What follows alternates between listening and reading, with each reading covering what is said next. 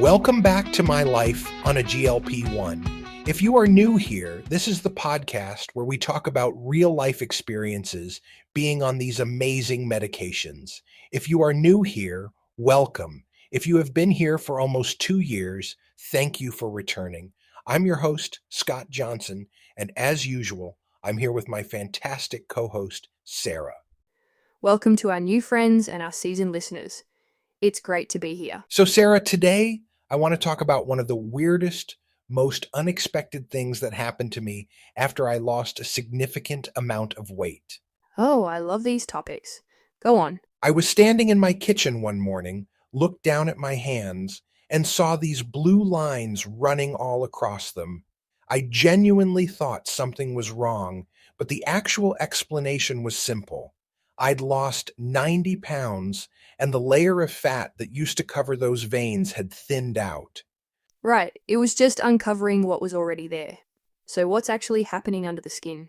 Exactly. We all have this layer of what's called subcutaneous fat right under our skin. It's the soft stuff. It insulates you, it cushions you, and it does a really good job of hiding all the underlying anatomy, like veins, tendons, and even the shape of your bones. Okay, gross. But where are you going with this? Well, you see, when you lose a meaningful amount of weight, that cushion thins out. The veins were there the whole time. They were just covered by a thicker blanket. The Cleveland Clinic actually talks about this. As body fat percentage drops, veins become more prominent. I like that analogy. Pulling a thick blanket off a bed frame. The frame doesn't just appear out of nowhere. You can just finally see its shape more clearly. It was one of the stranger parts of the process. I expected my waist to shrink and my face to look different, but I did not expect my knuckles and wrists to suddenly appear so bony and veiny, you know? So that brings up a good question people probably have.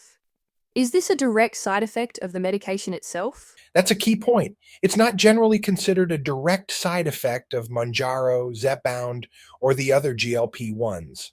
The real connection is the weight loss these medications help produce. The same thing happens with weight loss from bariatric surgery or just strict diet and exercise. The medication helped create the circumstances.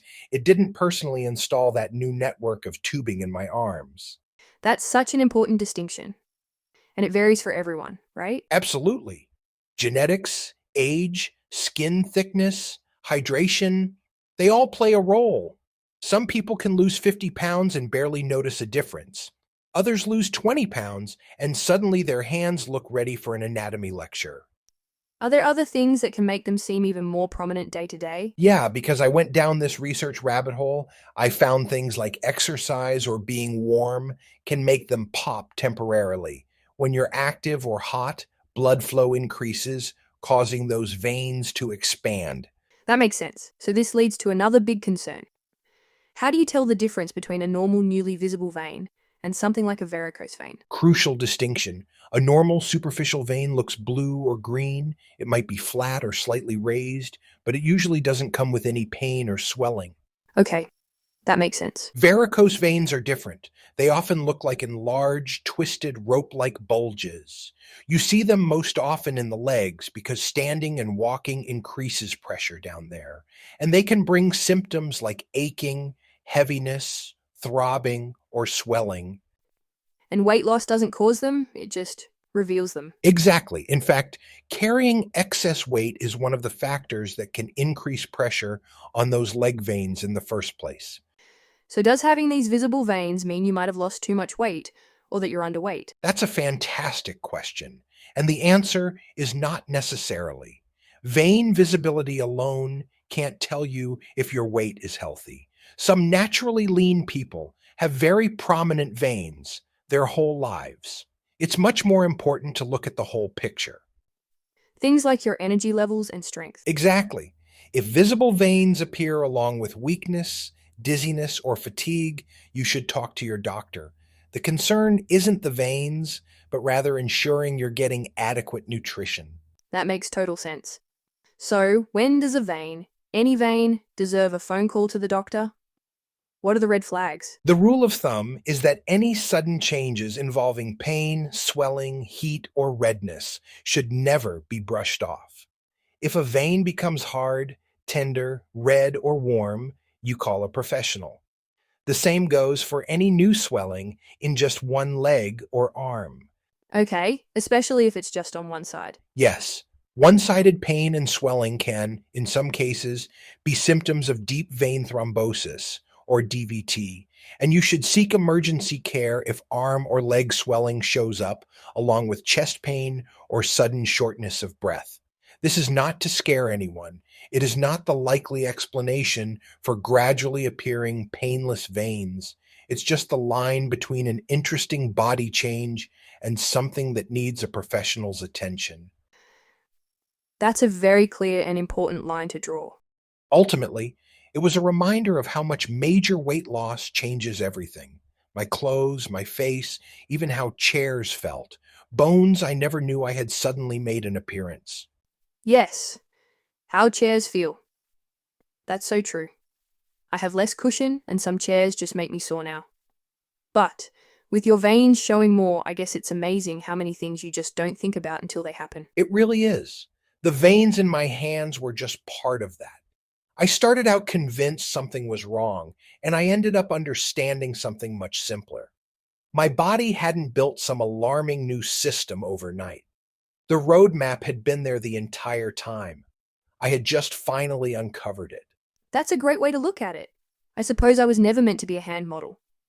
And on that note, just our friendly reminder that we're sharing personal experiences and general information. This is not medical advice, and you should always talk to your own healthcare provider for that. Thanks for sharing that, Sarah. I love when we get inspired topic ideas from our listeners, so a shout out to Lawrence for the topic. Thanks, Lawrence, for sending us down the research rabbit hole. That was a surprising one. We love hearing from you. And if you don't want to drop us an email, please, at the very least, take a moment to leave a 5-star rating on our podcast on Apple or iHeart or wherever you stream. Tell us, Scott, any final veiny discoveries you found on this topic that you want to share today? Thanks, Sarah. The veins and tendons in my hands turned out to be one more reminder that losing 90 pounds affected nearly every part of my body, including parts I had genuinely never thought about before. I started out convinced something was wrong. I ended up understanding something simpler. I was looking at less tissue covering the same body that had always been there. My body had not built some alarming new network overnight. You know, it's funny, I guess the roadmap had been there the entire time. I had just finally uncovered it. So, on behalf of Sarah, I'm Scott Johnson.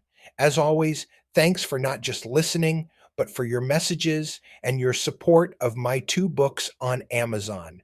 I'm shocked that it's climbing the charts, all because of you. So, wherever you are on your path to success, stay strong, stay hydrated, and always remember to love your journey.